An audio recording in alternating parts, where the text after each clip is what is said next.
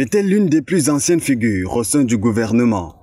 Alim Garga Ayatou, à 75 ans, tire sa révérence alors qu'il occupait encore le poste du secrétaire d'État en charge de lutte contre les épidémies et la pandémie auprès du ministre de la Santé publique. L'homme qui aura dédié 25 ans de sa vie à la haute administration camerounaise fut dans une première vie inspecteur du Trésor, sorti de l'École nationale de l'administration du Trésor de France. Ses classes, il les a complétées à l'ENAM, puis à la Faculté des sciences économiques d'Aix-en-Provence.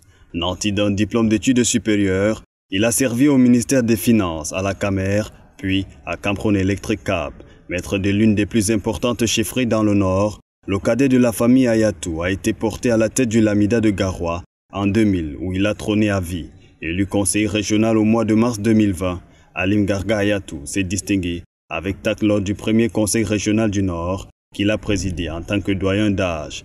Le 14e Lamido de l'histoire de Garoua était également président national des chefs traditionnels du Cameroun. Père de 6 enfants, Sa Majesté Alim Garga Ayatou est le 2e membre du gouvernement décédé cette année après le ministre Adoum Garkoum et le 3e en fonction après Gisela Ndjo au Cameroun.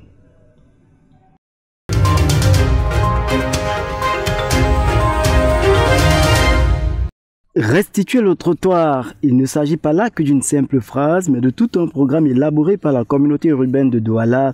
Cela n'avait que trop tardé tant le malaise est remarquable sur les flancs des rues de la capitale économique, pris d'assaut par des hommes et femmes. Le maire de la ville, le docteur Roger Mbassadine, posait le 3 mars 2021 les jalons de l'implémentation du dit programme par une journée de sensibilisation élargie par des équipes de jeunes enquêteurs. Entre autres zones pilotes, l'avenue du 27 août à Akwa. D'ores et déjà, des ondes d'obstination au contact avec des marchands entouraient ce jour le magistrat de la ville. Donc je voulais vous le dire, j'espère que je peux compter sur vous pour partir tranquillement. Allez mourir alors. Non, c'est pas mourir. Avant de venir ici, vous étiez mort? Non, nous n'étions pas morts. Bon, pourquoi vous allez... C'est un fait qui nous amène ici. Est-ce que vous étiez mort avant de venir ici? Un mois après le passage de l'autorité, le paysage n'est pas des plus améliorés. Les vendeurs brandissent plutôt la menace d'y rester mordicus. On nous a dit de quitter la route, qu'on va faire comment, on va vivre comment. Donc on ne peut pas laisser la route sans vendre parce qu'on n'a pas le travail, on n'a rien. On chasse nos 150, nos 100 francs. On va aller rester le quartier pour faire comment avec les enfants. Donc il faut qu'il y ait le sauveté pour qu'il y ait le marché. Et le marché c'est en route. Partout à Douala, il y a le marché en route. Il est à relever dans cette opération que 2 visages doivent être conciliés dans la mesure où c'est la congestion de ces trottoirs, source de désordre, qui tiendrait aussi de source de revenus à la municipalité. Il y a les gars de mairie là qui sont là-bas en bas. Ouais, ils passent ici là chaque semaine, ils prennent 500. Si tu ne donnes pas, ils commencent à te gronder, ils chauffent. Ouais, c'est ça qui est là. Et après, on nous a demandé de quitter. L'allure des choses laisse donc entrevoir des perspectives de répression. Il reste à savoir jusqu'où irait-elle et pour quelle durée.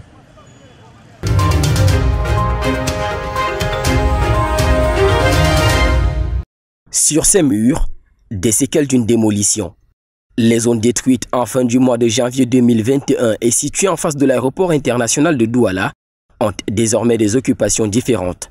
En lieu et place des habitations, nous y trouvons des garages, des laveries, des commerces multiformes ou encore, pour des espaces non occupés, les signes précurseurs de l'insalubrité. Sur place, nous avons rencontré une victime de cette destruction qui est sans voix quand il regarde aujourd'hui ce à quoi cet espace qui autrefois était pour lui et ses voisins un lieu d'habitation. Non, c'est là. C'est là, c'est comme vous voyez là, comme vous constatez là, c'est là.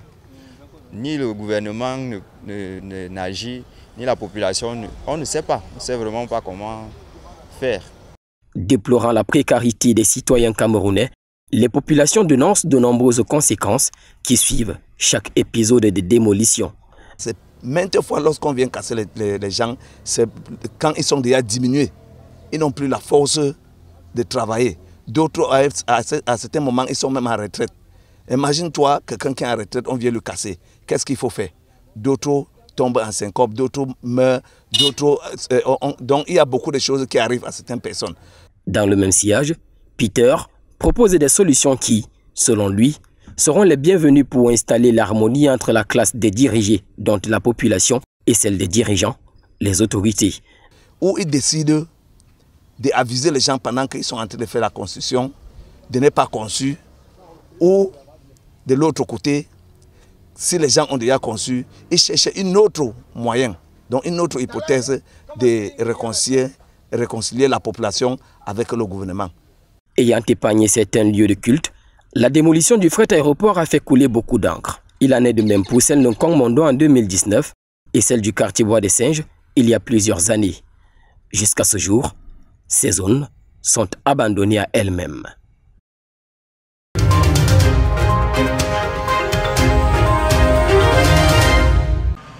Jadis belle et propre, la douche municipale de Douala, site historique par excellence, devient de plus en plus l'ombre d'elle-même.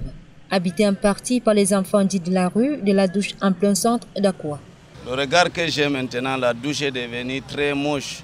Comme dit la douche municipale de Douala, une grande. Moi, j'imaginais trouver la douche centrale d'une autre dimension. On dit que nous sommes dans une émergence 2035. Moi, je ne vois pas. Il y a les services d'environnement qui viennent ici, mais ils ne travaillent pas. Voyez vous-même, la douche est devenue comme si c'était une rigole.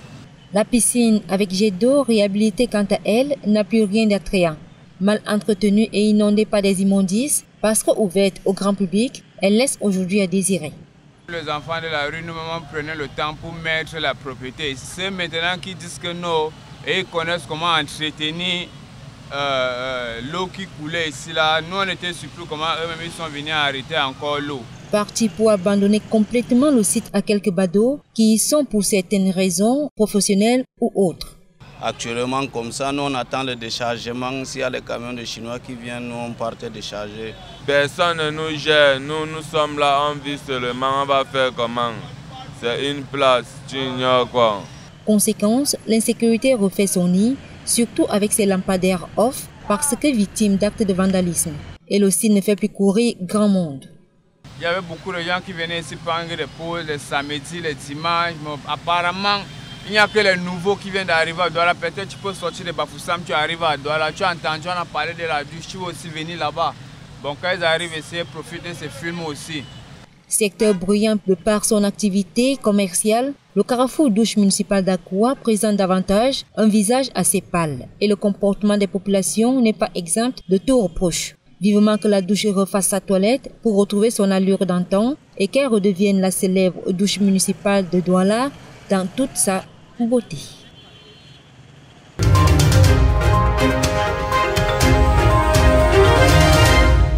Toute la communauté chrétienne a célébré la Pâque ce dimanche 4 avril. Célébration qui a marqué la résurrection du Christ.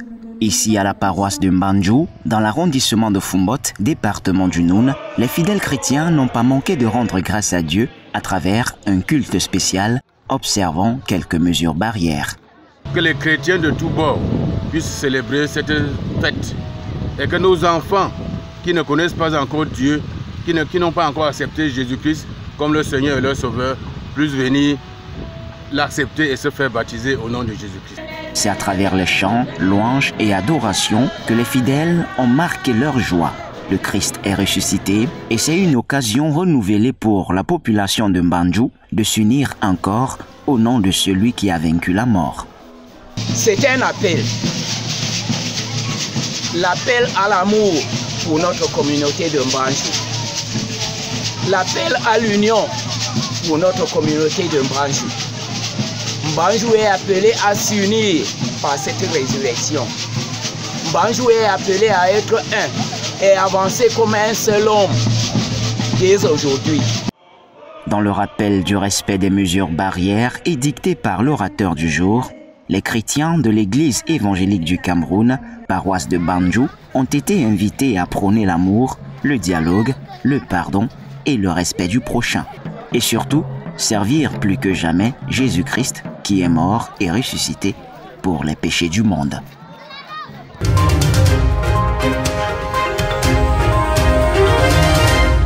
Christ est ressuscité, Christ est vivant, alléluia. C'est le message qui caractérise la fête religieuse du dimanche de la résurrection du Christ, célébrée ce 4 avril 2021. Un symbolisme du christianisme qui permet aux fidèles d'affermir leur foi.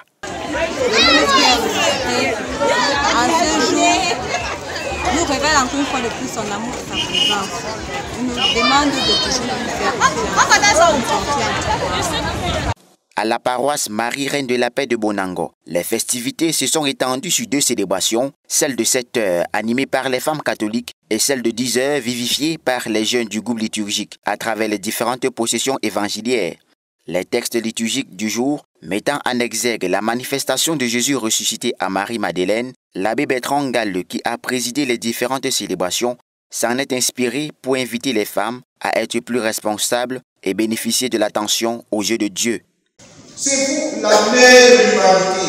Une mère est celle qui fait le bien. La mère n'engendre pas la haine tout le temps, la dispute tout le temps, la jalousie tout le temps, le courage tout le temps. Une femme, ce n'est pas ça. Une femme, c'est faire le bien. Le dimanche de la résurrection, qui est le summum du Triduum pascal, qui commence le jeudi saint où Jésus est trahi, est un jour de la fête chrétienne la plus importante où les nouveaux baptisés communient pour la première fois.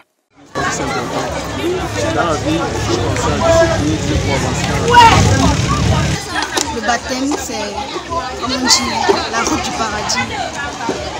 C'est la porte. Tout est possible avec le Christ en fait. Et rien n'est impossible avec le Christ.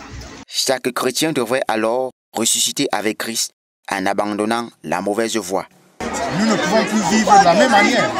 Donc que le père à la maison change sa façon d'être et soit le bon père. Pas ce père qui gronde tout le temps et qui est irresponsable. Que la mère ressuscite et soit la bonne mère, celle qui prend le temps à la maison pour cuisiner normalement pour ses enfants et veiller sur sa famille. Que les enfants ressuscitent pour devenir justement les enfants sur qui les parents comptent. Et voilà qui est dit.